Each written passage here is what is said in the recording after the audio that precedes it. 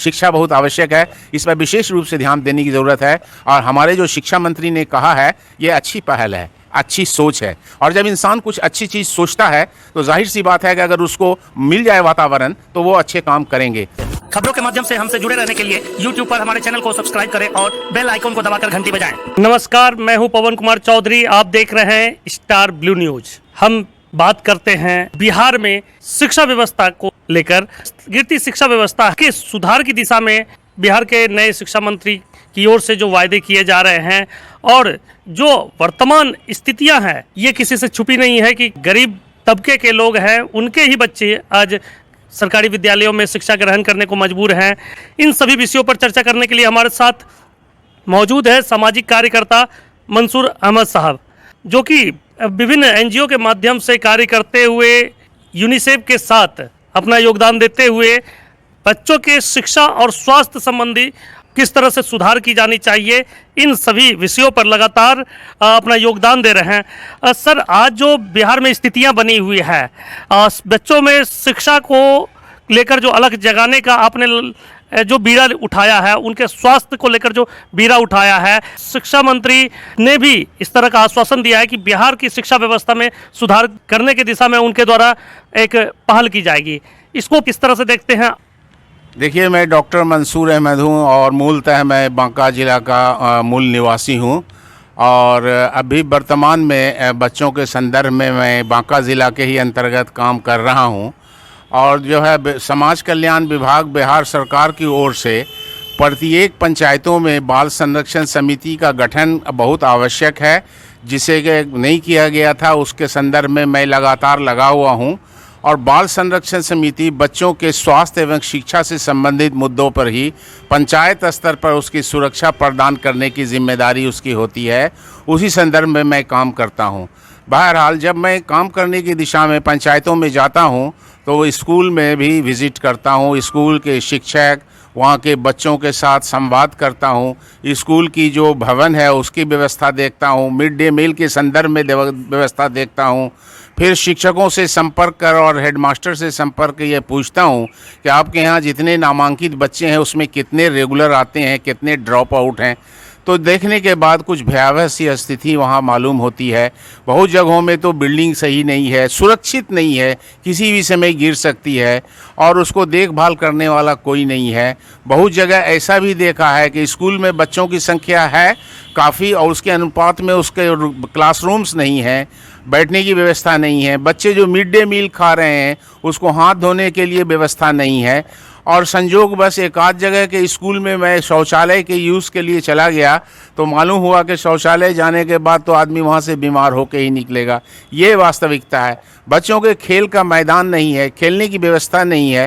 Overall बच्चों के लिए बहुत दिक्कतें हैं। और जहाँ तक फिर बच्चों के संदर्भ में ही काम करता हूँ तो 0 से लेकर 6 साल के बच्चे जिनके लिए आंगनबाड़ी केंद्र की व्यवस्था है, उसमें भी बच्चों के न तो सही बैठने की व्यवस्था है, न वहाँ पर उसके लिए पंखा है, बिजली है और न उसको जो है खेलने के लिए कोई सामान है। वो प्रारंभिक अवस्था होती है बच्चों को जहाँ से उसको स्कूल जाने की ट्रेनिंग मिलती है और फिर बच्चे स्वस्थ भी रहते हैं।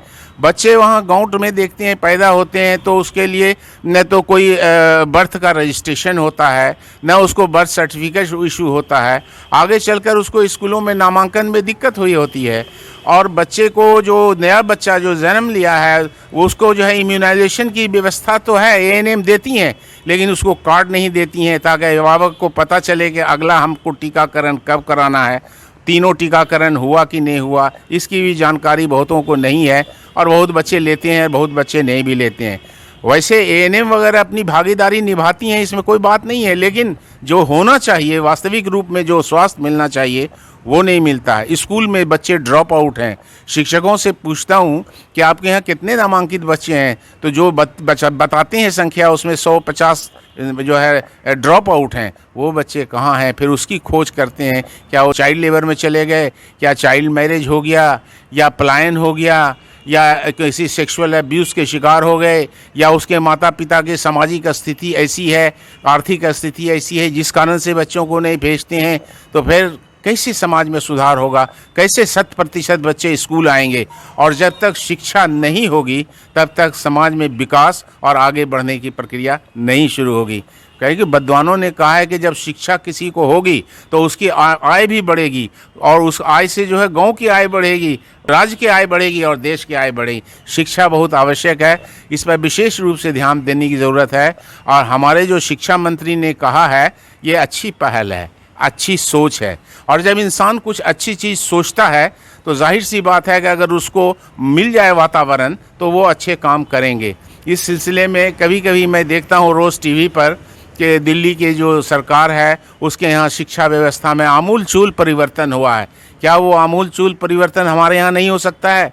क्या हमारे पास वो संसाधन उपलब्ध नहीं है? क्या हमारे शिक्षा मंत्री इसको ध्यान नहीं दे सकेंगे? देंगे, लेकिन उसमें हम लोगों की भी भूमिका है, समाज की भी भूमिका है।